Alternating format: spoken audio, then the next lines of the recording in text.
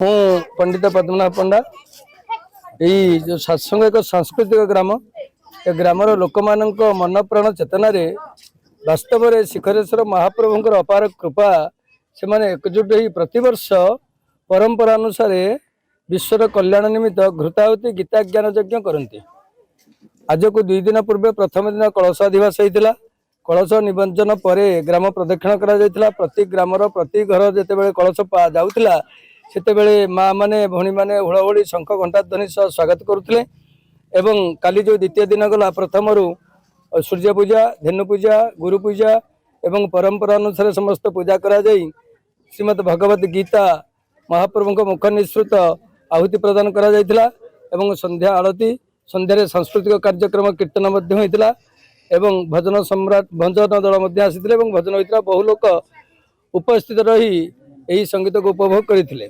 आज यज्ञ पूर्णाहुति दिवस। यही पूर्णाहुति दिवस प्रारंभ प्रातः काल सूर्य भगवान को पूजा गोमाता महाराणी पूजा गुरु पूजा पितृमातृ पूजा परंपरा अनुसार समस्त पूजा सरीबा पर जहाँ निमित्त यज्ञ आरंभ देवाधिदेव महादेव शिखरेश्वर महाप्रभु तांकर जलाभिषेक करा जायतिला परंपरा अनुसार।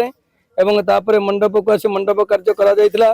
मंडप कार्य चली अपराह्न पूर्णाहुति हम। यही पूर्णाहुति प्रायतः ग्रामर समस्त व्यक्तिविशेष आखपाखर समस्ते नड़िया एवं घृत समिध इत्यादि आनी महासमारोह पालन करिथांती। यार उद्देश्य होची विश्व वर्तमान जो कठिन स्थिति रे गति करुची एभली स्थाने स्थाने यज्ञ हेबा द्वारा एवं आध्यात्मिक प्रसार प्रचार हेबा द्वारा एक विश्व भातृत्व भाव जागृत हेब विश्व बंधुत्व भाव जागृत हेब एवं सर्वोपरि जो परिवेश दूषित होची से परिवेश घृताहुति द्वारा निर्मल हेब एवं लोक माने एक सुस्थ वायु आहरण करि परिबे।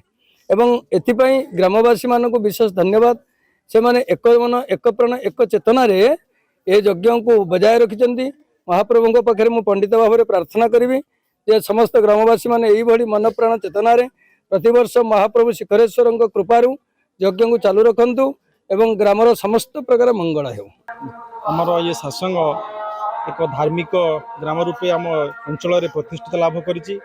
सांस्कृतिक तथा धार्मिक दृष्टिकोण ए गाँ विशेषता अवलंबन करे हाटोड़ी ब्लॉक तथा जिलार ये जो आमर महाप्रभु रहिले आमर गाँ रक्षा कवच प्रभु शिखरेश्वर तांकर अशेष कृपारू गाँ एवं विश्वर शांति प्रतिष्ठा पाई ए गाँर किसी बुद्धिजीवी तथा गाँ को भल पाउथिबा एवं अनुष्ठान को भल पाउथिबा किसी व्यक्ति आज को 21 वर्ष पूर्वे चिंता एवं चेतना मध्य जागृत है जे आमे किपरि विश्वर शांति प्रतिष्ठा करिबा शांति मैत्री एवं प्रीति किपरि बांटी पारिबा समस्ते सुखरे शांति रहिबे निज मध्यरे गोटे भावना एमिति प्रदान हब जमिति समस्ते समस्त को भल पाइबे या आखि आगे रखी मूल भित्ति रखी से आरंभ करते ये विश्व शांति महायज्ञ जहाँकि आज एक बटवृक्ष सदृश 21 वर्ष पहुँचला।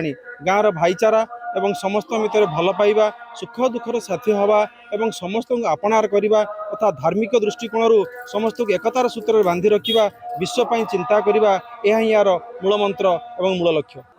मधुमिता स्वयं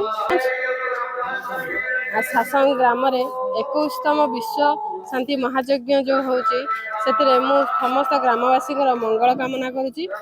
भगवान समस्त शुभ मनासतु। ग्रामवासी मानकर जो एकता अच्छी ये एकता बल यही विश्व शांति महायज्ञ सुरुखुरे चली आसी आगू एमती चलो भगवान पाखे से प्रार्थना कर।